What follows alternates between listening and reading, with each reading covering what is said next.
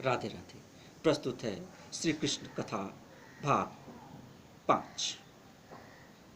श्री कृष्ण गोपी वस्त्र हरण की लीला अत्यंत ही शिक्षाप्रद है। यह लीला क्यों हुई, क्या इसका उद्देश्य था, भगवान श्री कृष्ण ने क्या संदेश दिया, यह समझें। यह लीला तब हुई जब भगवान श्री कृष्ण ग्वाल बालों के साथ बैठे और इस बात पर चर्चा हुई कि किस प्रकार से गोपियों से बदला लिया जाए। वह नित्य माखन चोरी की शिकायत माया यशोदा से करती हैं। तब एक निर्णय हुआ और उसी के निर्णय के फलस्वरूप वस्त्र हरण, चीर हरण गोपियों का हुआ। जब वे एक दिन यमुना में स्नान कर रही थी तो सारे गोप बालकों के साथ भगवान श्री कृष्ण ने उनका वस्त्र हरण कर लिया और पेड़ पर बैठकर बंसी बजाने लगे। जब गोपियों ने आग्रह किया, निवेदन किया कि कन्हैया मेरे वस्त्र दे दो, तब उन्होंने कहा कि वो स्वयं ही आकर के उन वस्त्रों को ले ली। तब गोपियों ने कहा कि यह कैसे संभव है, मैं कैसे बाहर आऊं। तो कृष्ण भगवान कहते हैं कि जैसे गई थी वैसे आ जाइए। तब गोपियों ने कहा उस समय तो कोई नहीं था। भगवान श्री कृष्ण बोले क्यों भगवान नहीं थे, अर्थात उन्होंने यह संदेश दिया, उन्होंने शिक्षा दी गोपियों को कि जब कोई नहीं होता है तो भगवान देख रहे होते हैं। और यमुना किनारे इस प्रकार से निर्वस्त्र होकर स्नान करना मर्यादा के विरुद्ध है। यह वरुण देवता, यह ईश्वर का अपमान है। यह संदेश देने के लिए, यह शिक्षा देने के लिए उन्होंने वस्त्र हरण किया। और बाल लीला थी, बाल लीला का आनंद प्रदान करने के लिए भक्तों को यह लीला भगवान ने की। अनेक लीलाएं हैं, जैसे कि श्री कृष्ण फल वाली का संवाद। एक दिन एक फल वाली फल बेच रही थी, बेचते हुए वह गोकुल पहुंची। संयोगवश उस दिन उसका कोई फल नहीं बिका। अंत में वह हार कर बोली, प्रभु आज भूखे ही रखेंगे क्या। यह बात भगवान श्री कृष्ण सुन लिए और बाहर आए। उन्होंने कहा मैया यह फल मीठे हैं। फल वाली ने बोला बहुत मीठे हैं, कितने चाहिए।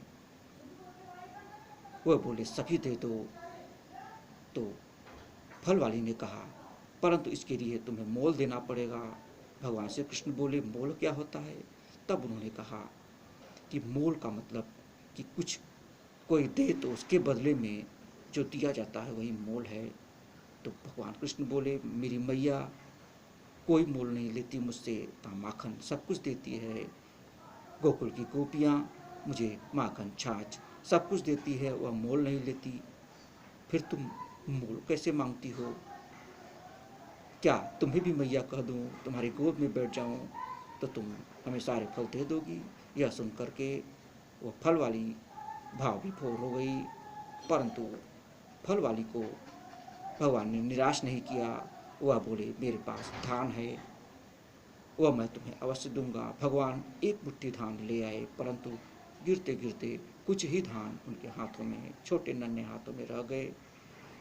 परंतु वही धान जब फल वाली लेकर गई तो हीरे मोती जवाहरात माणिक में बदल चुका था। यह है भगवान की महिमा, भगवान की लीला, भगवान की कृपा अपने भक्तों पर जो कि अहेतुकी होती है। हम विश्वास तो करें परमात्मा पर, फिर देखते हैं परमात्मा कैसे नहीं हमारी इच्छाओं को पूर्ण करते हैं, कैसे हमें अपना प्रेम भक्ति समृद्धि प्रदान करते हैं। बकासुर वध, अघासुर वध, कालिया दाह, यह सभी लीलाएं हमें कुछ न कुछ संदेश देती हैं। बकासुर और अघासुर वध हमें यह संदेश देता है कि बचपन से भगवान श्री कृष्ण ने विपत्तियों का सामना हंसते हंसते किया और सभी विपत्तियों का नाश किया। उसी प्रकार से हमें भी हंसते हंसते सभी समस्याओं का समाधान निकालने का प्रयास करना चाहिए। यदि हम हंसते हुए मुस्कुराते हुए धैर्य के साथ समस्याओं से निपटने का प्रयास करें तो समस्याएं अवश्य ही हमारे जीवन से समाप्त हो जाती हैं। वहीं कालिया दाह हमें पर्यावरण से संबंधित संदेश देता है कि हमें अपने पर्यावरण को, वातावरण को साफ, शुद्ध और स्वच्छ रखना चाहिए। भगवान श्री कृष्ण ने यमुना जी को स्वच्छ करने के लिए कालिया दाह किया, कालिया का मर्दन किया, कालिया को यमुना नदी से बहा दिया, क्योंकि कालिया ने उस नदी को प्रदूषित कर रखा था। वह विषैला हो गया था, जिससे कि यमुना के जीव जंतु व अन्य गोकुलवासी जो जल को पीते थे वह मृत्यु को प्राप्त हो जाते थे। तो ऐसा करके, ये लीला करके उन्होंने हमें संदेश दिया कि हम जहाँ रहते हैं, जिस घर में, जिस स्थान पर रहते हैं, उसे स्वच्छ रखें, पर्यावरण को स्वच्छ रखें, अपने देश को स्वच्छ रखें। यही संदेश हमें इस कृष्ण कथा से प्राप्त होता है। राधे राधे।